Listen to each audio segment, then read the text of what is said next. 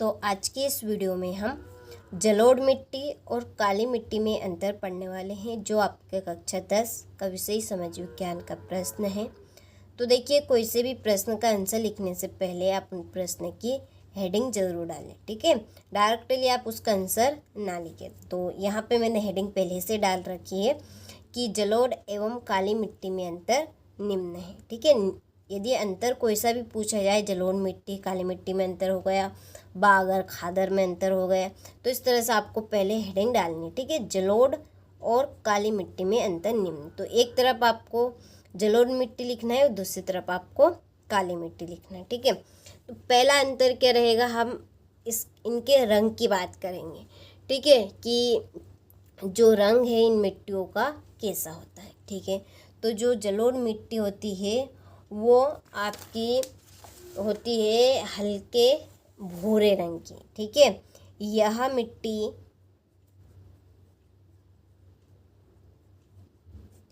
यह जो मिट्टी है ये हल्के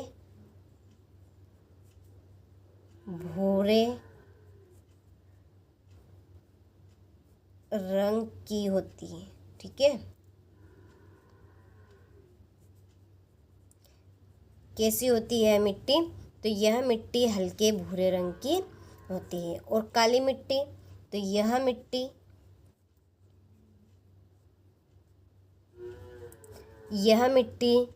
गहरे काले रंग की होती है, ठीक है। कैसी होती है यह मिट्टी, तो यह मिट्टी गहरे काले रंग की होती है। देखिए, जलोढ़ मिट्टी,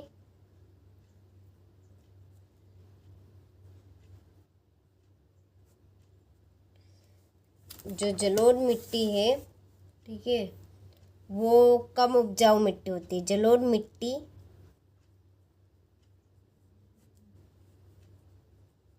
कम उपजाऊ मिट्टी होती है। देखिए, उपजाऊ तो होती है लेकिन काली मिट्टी की तुलना में कम उपजाऊ, इसलिए यहाँ पे मैंने जलोढ़ मिट्टी कम उपजाऊ मिट्टी होती है इसलिए कम लिखा है यहाँ पर। और ये जो काली मिट्टी है, काली मिट्टी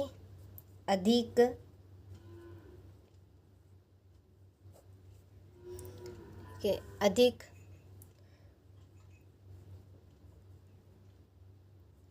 अधिक उपजाऊ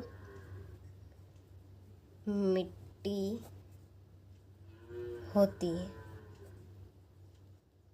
ठीक है। 2 पॉइंट हो चुके आपके कि यह मिट्टी हल्के भूरे रंग की होती है और यह मिट्टी गहरे काले रंग की होती है। जलोढ़ मिट्टी कम उपजाऊ मिट्टी होती है, काली मिट्टी अधिक उपजाऊ मिट्टी होती है।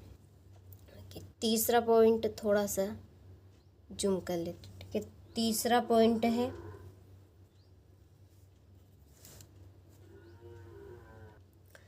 तीसरा पॉइंट बनेगा कि नदियों द्वारा, ठीक है, नदियों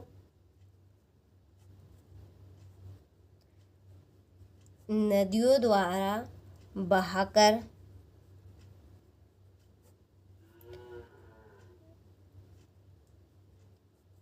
लाई गई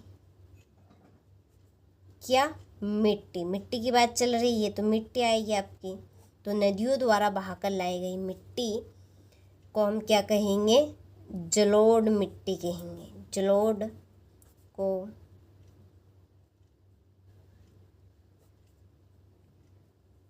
जलोढ़ मिट्टी कहते हैं। और काली मिट्टी, तो काली मिट्टी का निर्माण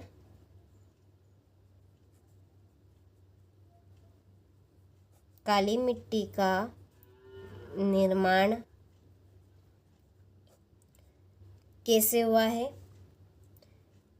काली मिट्टी का जो निर्माण हुआ है वो हुआ है ज्वालामुखी के लावा से,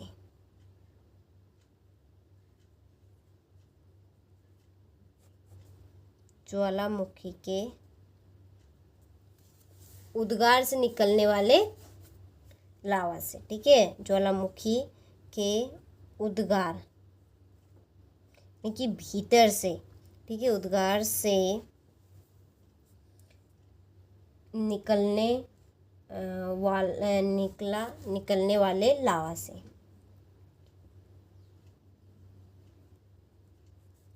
निकलने वाले लावा से होता है।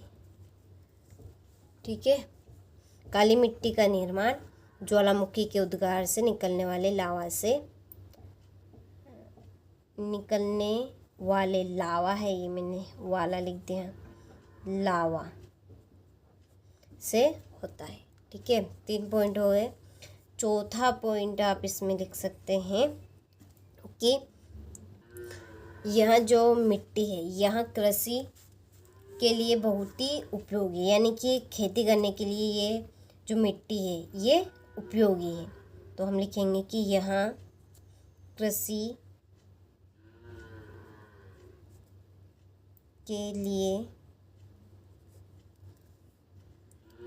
लिए उपयोगी है।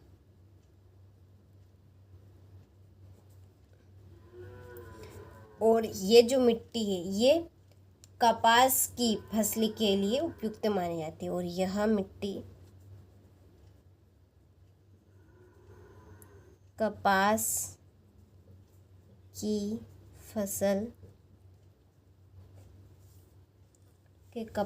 की फसल के लिए उपयोगी है।